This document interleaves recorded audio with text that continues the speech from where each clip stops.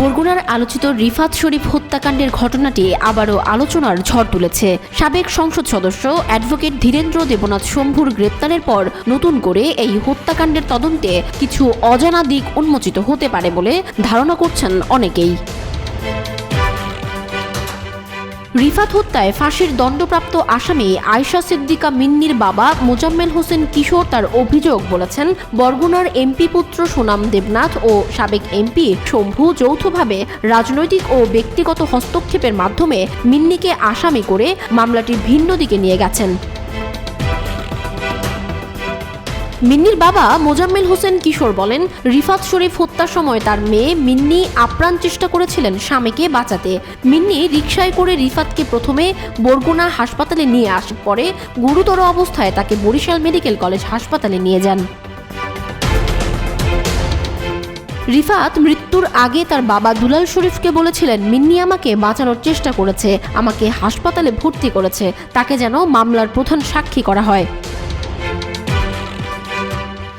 কিন্তু পরবর্তীতে শম্ভুর ইঙ্গিতে মিন্নিকে প্রধান সাক্ষী থেকে মামলার 7 নম্বর আসামি করা হয়। এই ঘটনায় সন্দেহ প্রকাশ করেছেন মিন্নির বাবা, কারণ সুনাম দেবনাথের নাম উত্থাপিত হওয়ার পরই মিন্নিকে আসামি করা হয় এবং মামলায় বিভ্রান্তির সৃষ্টি হয়। তিনি অভিযোগ করেন, মামলার বাদী দুলাল শরীফকে প্রলোভন দেখিয়ে এই পরিবর্তন আনেন।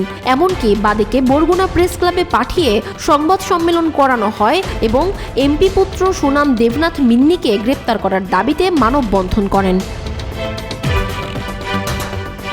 এমপি পুত্র সুনাম দেবনাথের বিরুদ্ধে রিফাত হত্যায় সংশ্লিষ্টতার অভিযোগ উঠে এসেছে। তার সখ্যতা ছিল নয়ন বন্ডের সঙ্গে, যিনি 2 জুলাই পুলিশের সঙ্গে বন্দুকযুদ্ধে নিহত হন।